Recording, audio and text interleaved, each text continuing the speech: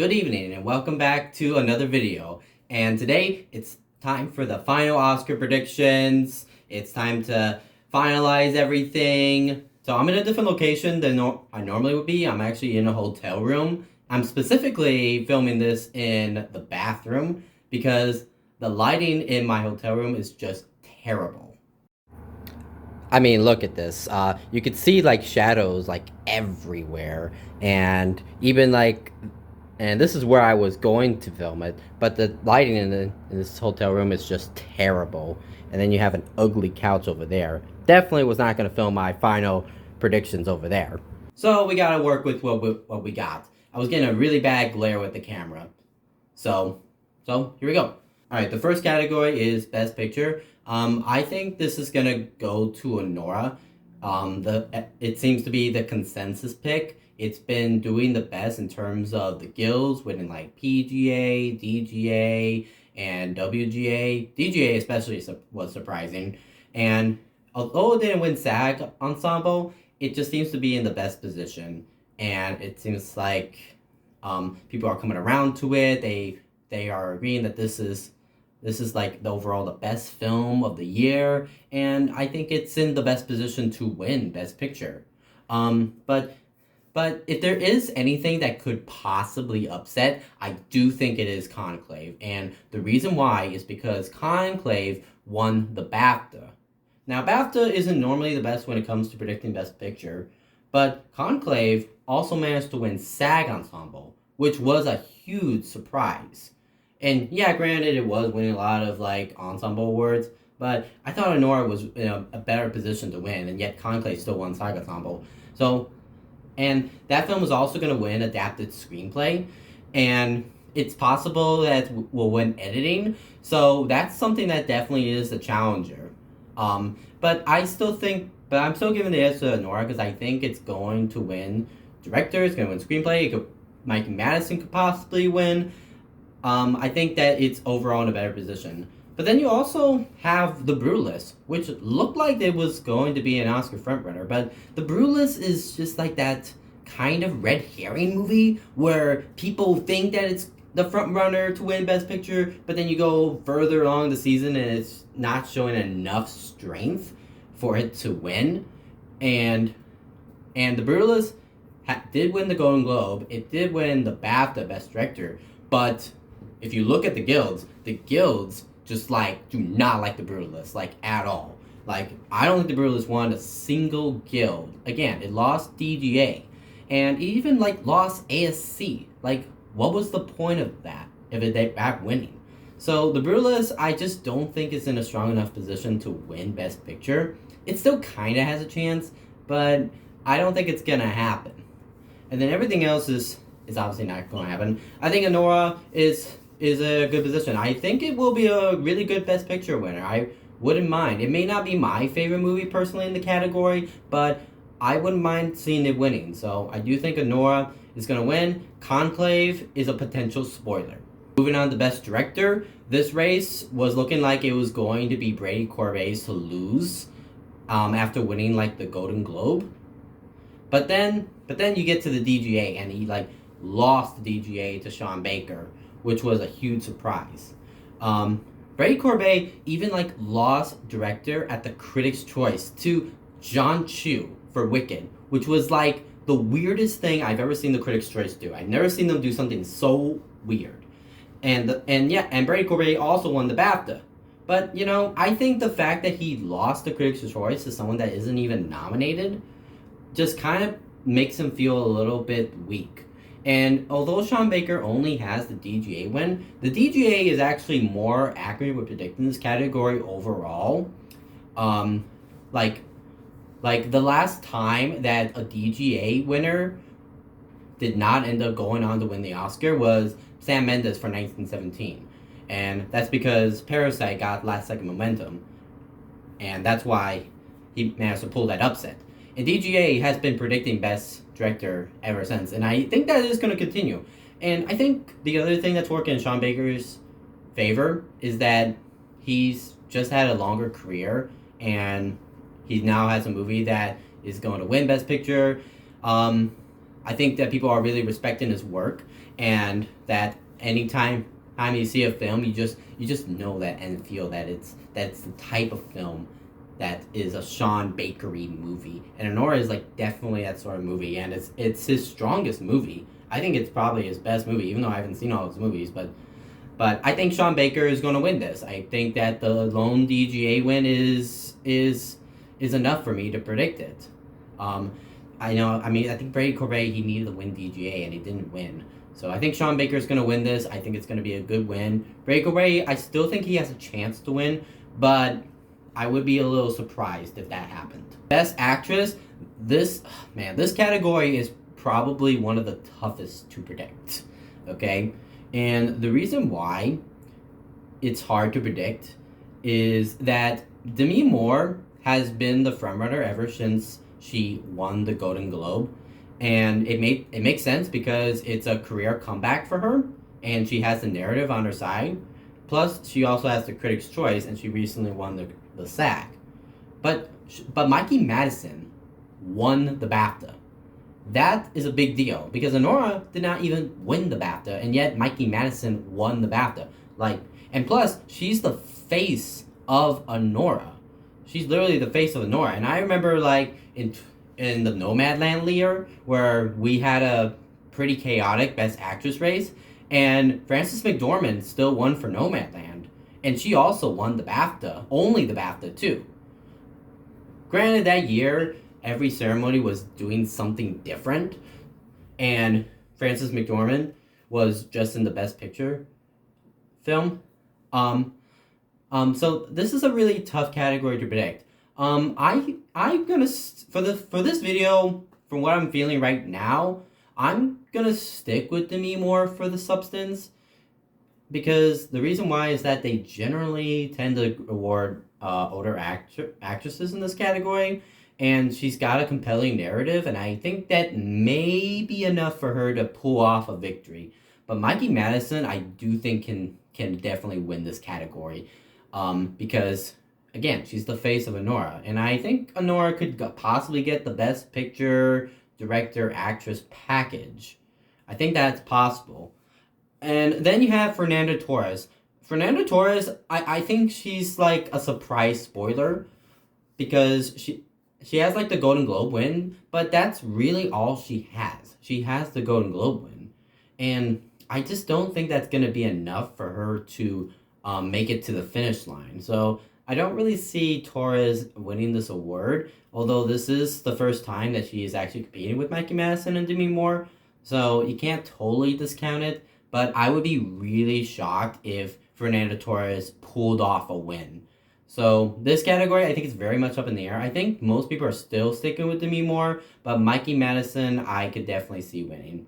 But I'm going to stick with Demi Moore. I may change my mind on Awards Expert. And moving on to Best Actor now, Adrien Brody, I think, is going to win. He is the frontrunner, and he's won the Critics' Choice, he's won the Golden Globe, he's won the BAFTA. The only thing that he didn't win was the SAG, which went to Timothée Chalamet for A Complete Unknown. But that also made sense, because the SAG just, they didn't like the Brutalist. They liked The Complete Unknown more. And plus, A Complete Unknown is, more SAG-friendly overall, whereas The Brutalist just wasn't that type of movie. And I think Brody's going to win it. And I think it will be a good win, because it's a great way for him, coming back to form for Adrien Brody, given this sort of performance that he has in The Brutalist. It very much reminds me of his performance in The Pianist. I like that performance a little bit more in The Pianist, but he's great in The Brutalist, and he deserves it too. So I'm going to go with Brody. I would be shocked if Timothée Chalamet won this. Now for Supporting Actress, this is going to be Zoe Saldana. She's won everything, and the whole thing with her and Emilia Perez, despite the controversy, is that I think it kind of helped her, because the whole Gascon tweets and everything about the controversy surrounding that movie isn't her fault. It's not her fault that this stuff happened with Emilia Perez, okay? And I think some people have kind of sympathized with her with that, and she's gonna win the Oscar. I do think she's in a good position. She's won everything, and Grande, I thought she could maybe win something, but she didn't win anything. Rossellini, I mean, people have always speculated, oh, maybe she could win something, she could win the BAFTA, but that just has not happened. It's been Zoe Saldana on the way, and she's gonna win. Now, for supporting actor, Kieran Culkin. He's won everything for Real Pain.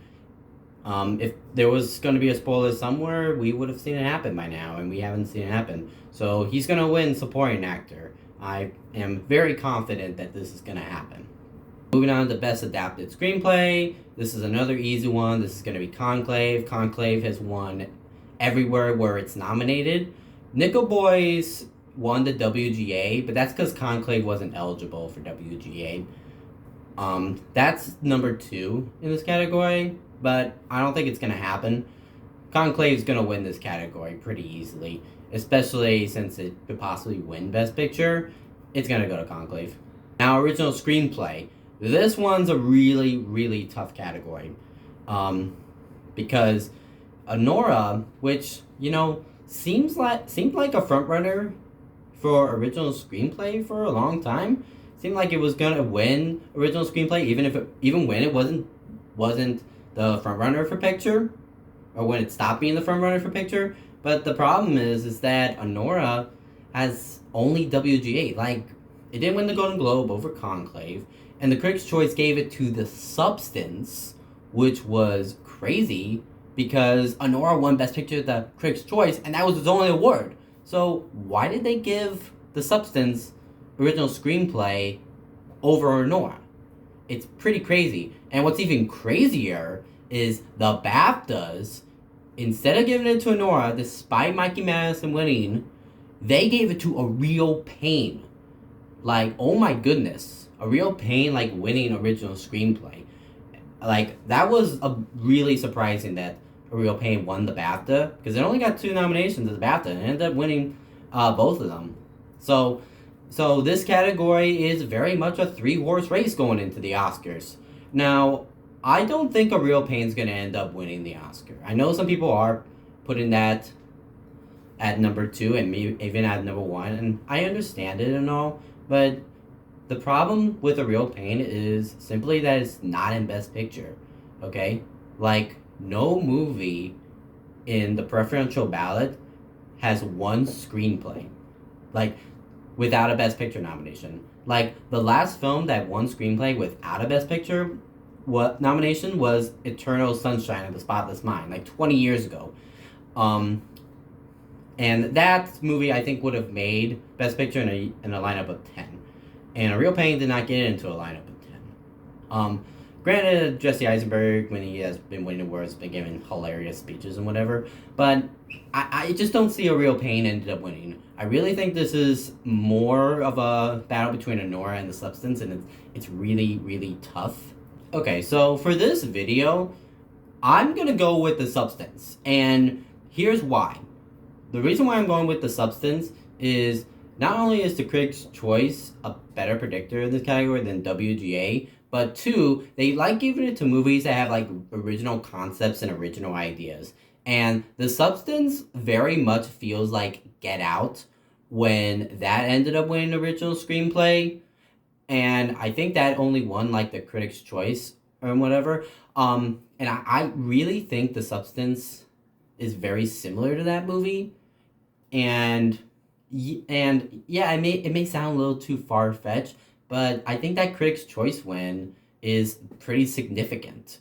And I don't understand why Anora didn't win original screenplay at the Critics' Choice. And yes, I know it is the frontrunner for Best Picture, and it is a little crazy to not predict Anora, but Anora, for some reason, just hasn't been winning screenplay where it should be winning.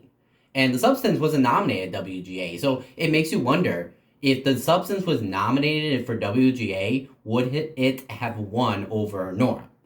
And we don't really know. So I think this. So I'm gonna go a little bit risky. I'm gonna go with The Substance.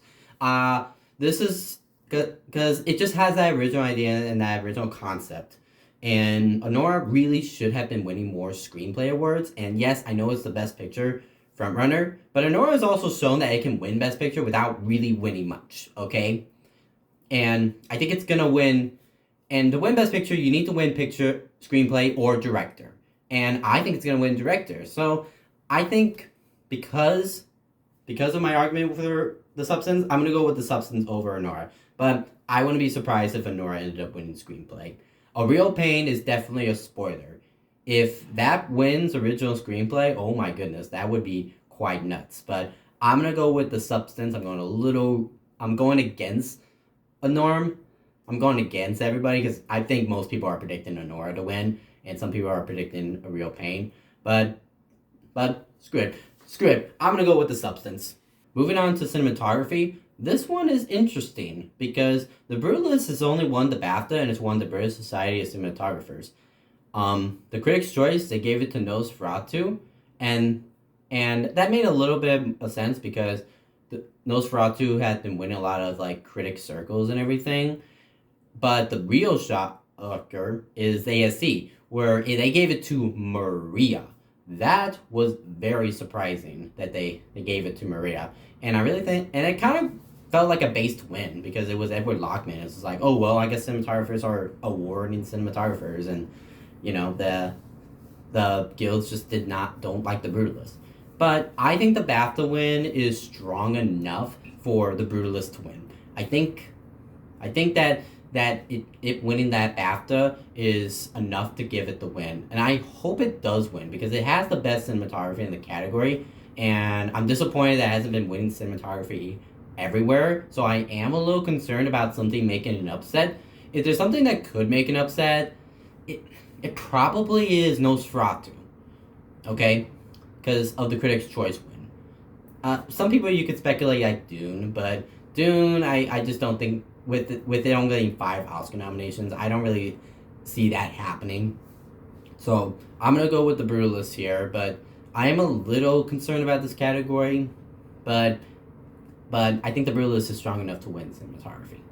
Moving on to film editing. This is another tricky category because we got the Critics' Choice, which went the Challengers.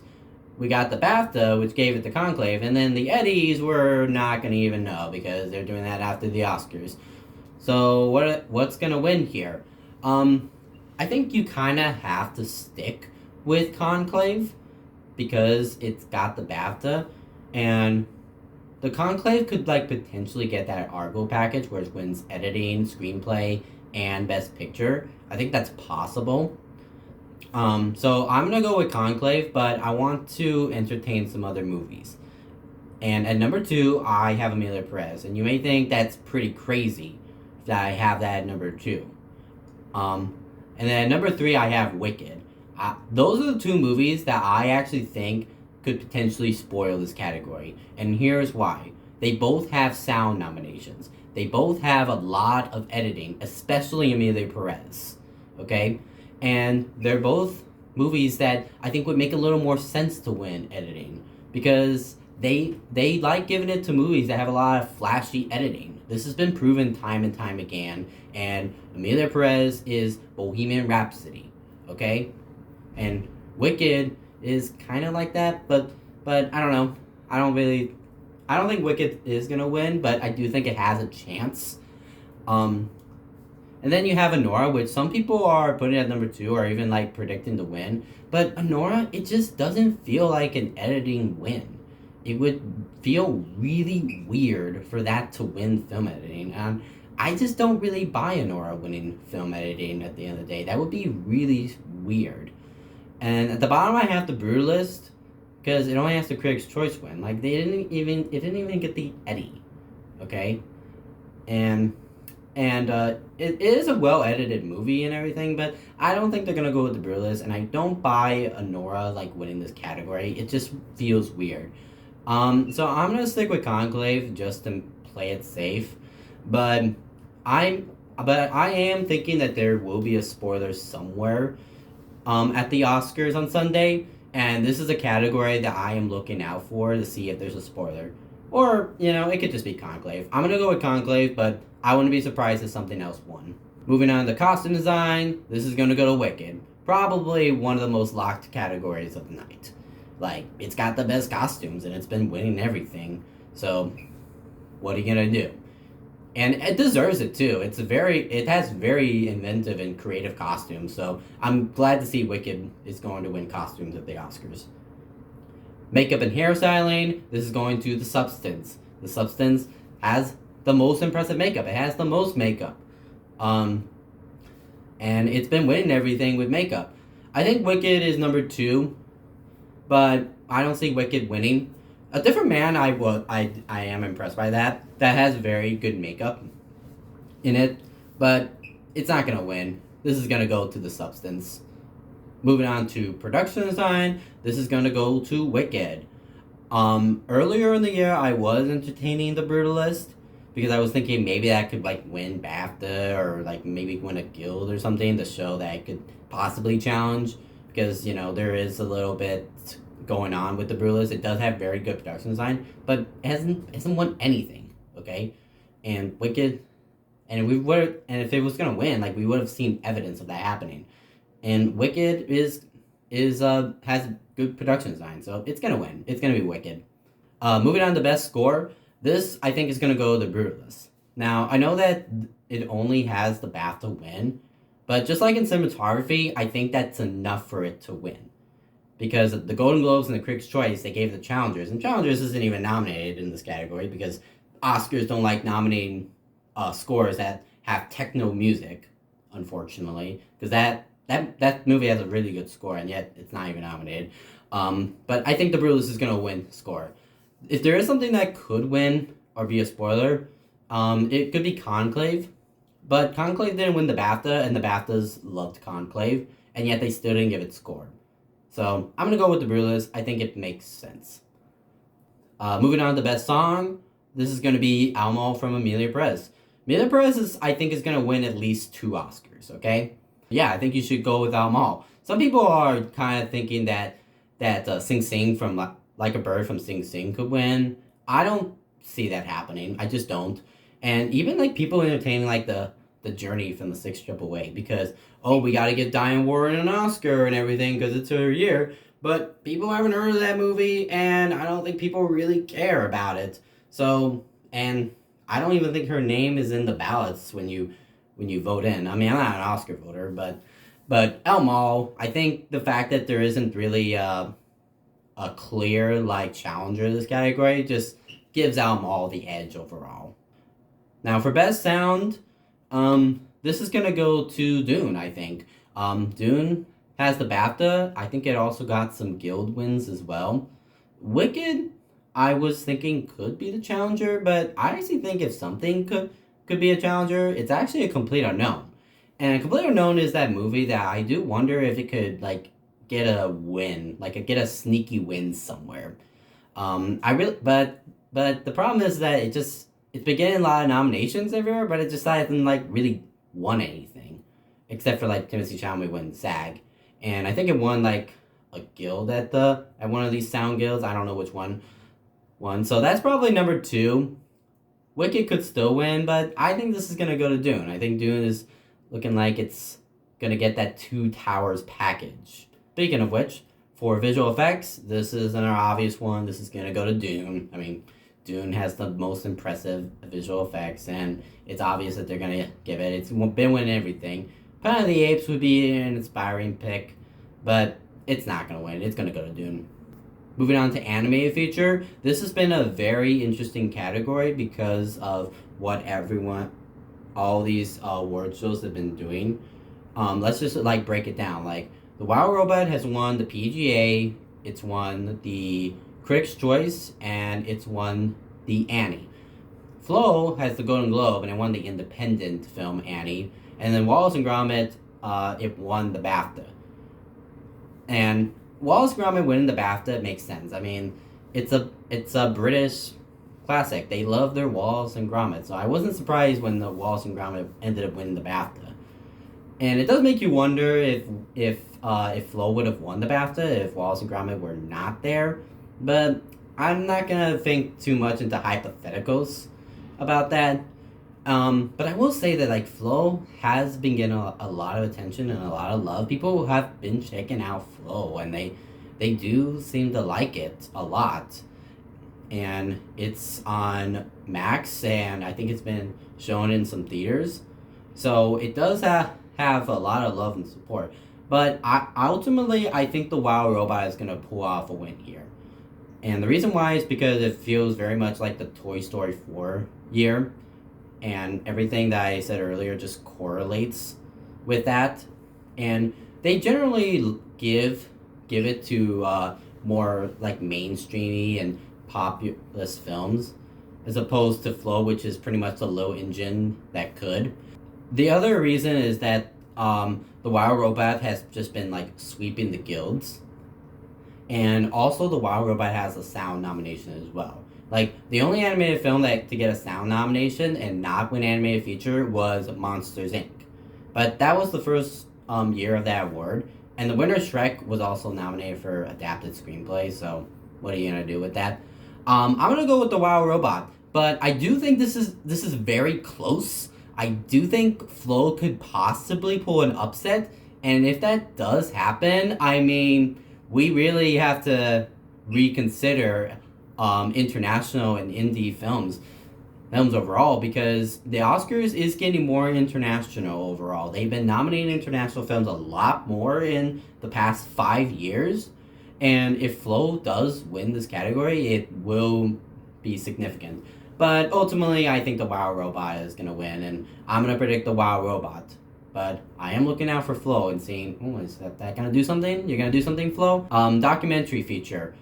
This one is interesting. It's been very interesting because the frontrunner has been No Other Land, but No Other Land just like kind of has like red flags, and the reason why is because of the nature of the film being centered around Palestine, and people in the U.S. are just like very much against Palestine and everything, and I bet most Oscar voters are like not wanting to watch this movie at all, and the big thing was No Other Land lost the BAFTA to Superman, like the freaking Superman, which isn't even nominated in this category.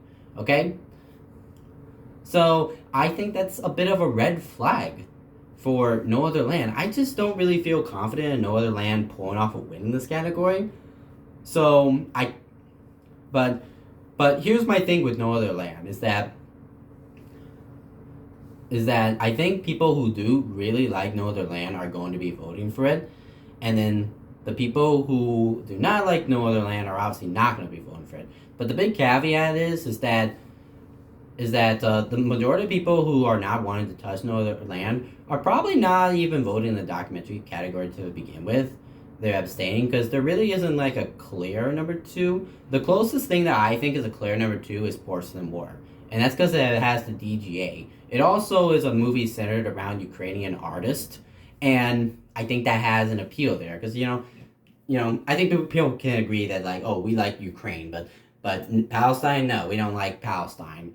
I'm gonna predict Porcelain War. I think Porcelain War makes like a little bit more sense, but No Other Land I think could win just with people who do like the movie just voting for it. So you kind of have to make a gamble that the people who are not checking out No Other Land are not voting in documentary feature at all. So I'm gonna take a little bit more risk here. I'm gonna go with Porcelain War. If I'm wrong, I'm wrong, but wrong because No Other Land, if it wins, it would make sense. But that's what I'm gonna go with. Moving on to international feature. This category is been pretty interesting because Amelia Perez has literally won everything. It's won the Golden Globe, the Critics' Choice, and the BAFTA. But yet, most people are predicting I'm Still Here. Why is this happening? The reason why this is happening is because I'm Still Here ended up getting that Best Picture nomination. People started checking out the movie, and they ended up liking the movie a lot, saying a lot of good things about it and about Fernando Torres' performance. And I think there's overall a lot of passion that's going with that movie. It seems to be getting a lot of momentum because people are checking it out.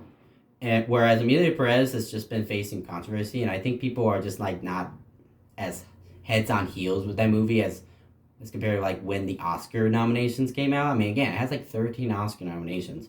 So it is pretty crazy that a lot of people are predicting I'm Still Here to win over Amelia Perez. But with that being said, I'm going to predict I'm Still Here. And the reason why is because sometimes a movie that has momentum just ends up winning. Like, kind of think of like when Coda ended up winning Best Picture. That had the momentum. Think of when like Bong Joon-ho won Best Director, despite Sam Mendes winning everything. I mean, that ended up winning. Sometimes you have to go with something. Sometimes you have to go against stats and just go with something that has the momentum. And that is I'm Still Here. Now, granted, I think it is crazy that Emilia Perez is looking like it's going to lose because it has 13 Oscar nominations and it's won everything. And yeah, I still think it can win, but it's kind of hard to go against momentum. And I'm Still Here has that, and I'm gonna go with it, even though in my statistical brain mind, I'm like thinking there's no way that this is gonna happen. It should be Amelia Perez, but I can't ignore momentum, and I'm gonna go with I'm Still Here because it just has that momentum and it has that energy and that love, and Amelia Perez just does not have that. So that's what I'm gonna go with. Moving on to the short categories. These are the hardest categories to predict because you just never know what people are gonna predict and what are they gonna go for. Let's start with animated short. Right now, number one is Beautiful Men, which is interesting, but at number two, it's actually Yuck right now. Yuck is actually like looking like it's getting some last second momentum, and Wander to Wander is at number three. I'm actually gonna go with Wander to Wander. The reason why I'm gonna go with this is because it has like some wins. Like it won like the BAFTA short animated film. I think it also won like an Annie, and I feel pretty confident about that. Beautiful Men, I just feel like it may end up slumping, and I don't know about Yuck. This is a hard category to predict. I'm gonna go with Wander to Wander. Documentary short. I'm gonna stick with the frontrunner. I Am Ready Warren, but I would really love to see The Only Girl in the Orchestra win. That would be really cool to see.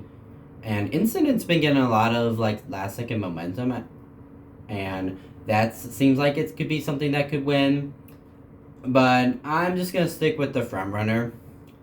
And for live action short, again, I'm going to stick with the frontrunner, which is The Man Who Could Not Remain Silent. I do think Aline, or Alien, however you pronounce the title of that short, has a possibility of winning. It is getting up arrow on it.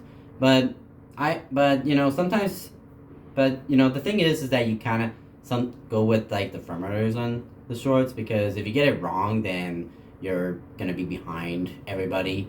And I like to go with the frontrunners with the shorts, and sometimes maybe go against that, which is what I've done in anime short, which may be a mistake. So those are my predictions. Let me know what you think of them. If you think I'm right, if you think I'm wrong. I'm very excited to see the Oscars. I will be filming the Oscars back at my original place. I'm just somewhere else for now, but look out for that Oscar reaction video. It's going to be very exciting to see what ends up winning. So, thank you for watching. Thank you for liking and subscribing. What is your favorite film from the Oscar nominations this year?